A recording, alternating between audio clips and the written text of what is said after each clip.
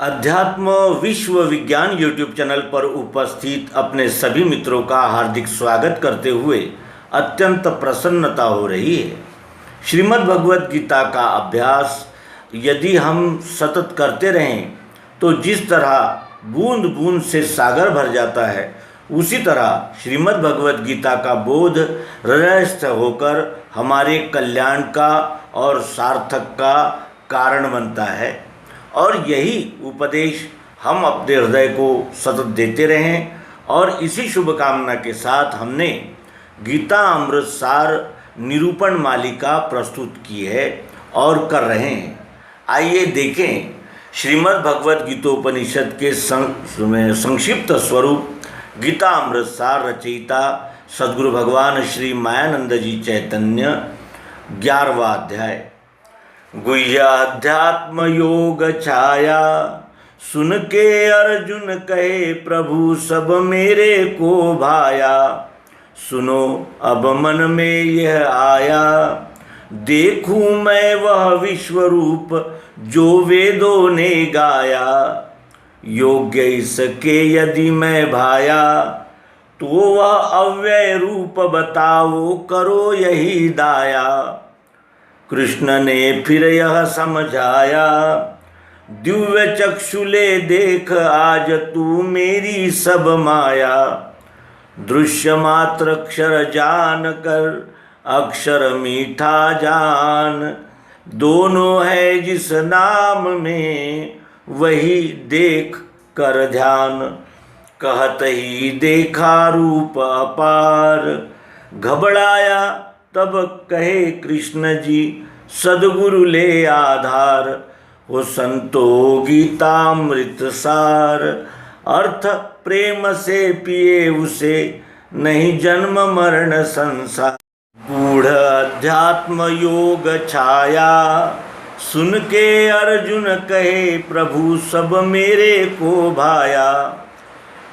अब तक आपने जो बताया 10वें अध्याय तक, वो सब अध्यात्म विद्या का विचार मेरे समझ में आया और मुझे अध्यात्म में अत्यंत रुचि हो गई है। इस योग की छाया मुझ पर पड़ गई है और इस योग को मैं प्राप्त करना चाहता हूँ। और मुझे जो अब तक आपने जो बताया कि आत्मा अविनाशी होती है, वो कभी मिटती नहीं और न मरती है न मारती है, जो सदैव रहती ही है। और आपने मुझे बताया कि पृथ्वी जल अग्नि वायु आकाश मन धी और अहंकार, यही विश्वरूप परमात्मा के 8 अंग है। फिर आपने 8वें अध्याय में अक्षर आत्मा के विषय में मार्गदर्शन किया। मैंने सत्य ही माना, क्योंकि वही तो सब वेदों में शास्त्रों में यही तो कहा गया है। इसलिए सब मुझे अच्छा लगा, सब मेरे को भाया। सुनो अब मन में यह आया, वो कहता है कि सुनिए, अब मेरे मन में ऐसा आ रहा है कि देखूं मैं वह विश्वरूप जो वेदों ने गाया। मैं वो विश्वरूप देखूं जो वेदों ने गाया है, वो मेरे मन में ये इच्छा उठ रही है। और वेदों में कौन सा गाया है विश्वरूप? तो ऋग्वेद अनंत ऋचाएँ उस विश्वरूप परमात्मा के लिए गाई गई है। और वेदों का सिद्धांत अहम ब्रह्मास्मि, अयम आत्मा ब्रह्म, सर्वम खल्विदम ब्रह्म, तत्वमसि और वसुधैव कुटुंबकम, वो जो विश्वरूप वेदों में गाया है, वो मैं देखना चाहता हूँ। अब तक आपने सुनाया, मैंने सुना और मुझे अच्छा भी लगा, क्योंकि यही सब तो संत महंत शास्त्र उपनिषद ये सब यही तो कह रहे हैं जो आप कह रहे हैं। ये सब मुझे अच्छा लगा, लेकिन अब मैं उस विश्वरूप को जानना देखना चाहता हूँ जिसके विषय में ये सारी बातें हो रही है। विश्वरूप तो दिख ही रहा है, हमें भी दिख रहा है, उसे भी दिख रहा था, लेकिन वो कैसा दिख रहा था?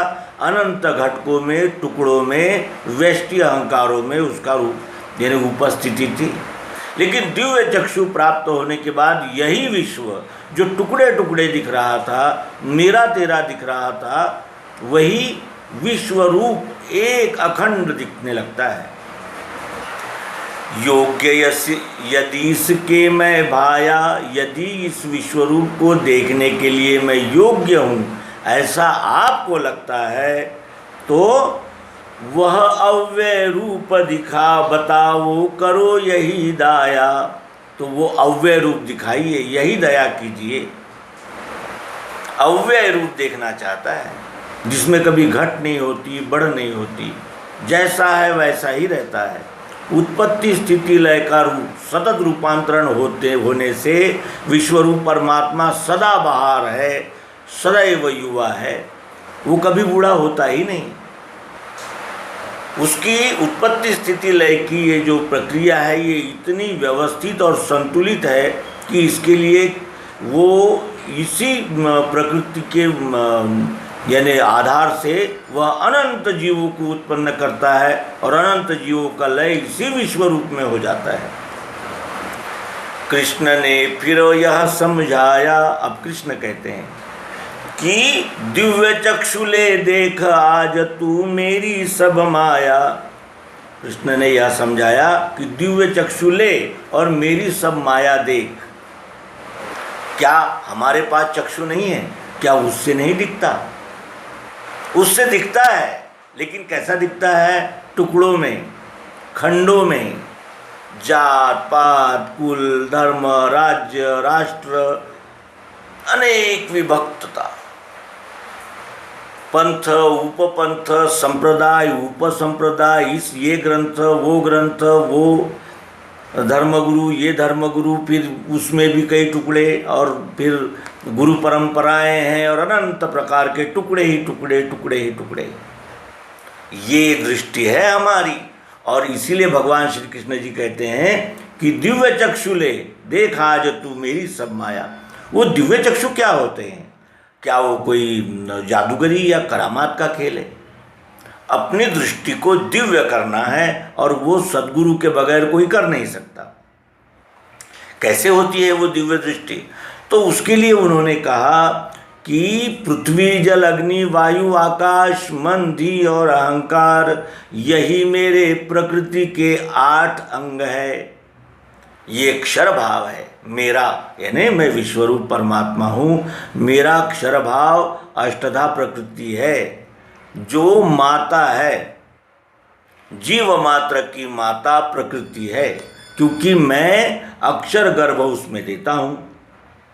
और इस प्रकार जब विशाल विराट विश्व का दर्शन हो जाता है, तब अपना स्वल्प और व्यष्टि अहंकार उसमें समाहित हो जाता है, हम अहंकार मुक्त हो जाते हैं।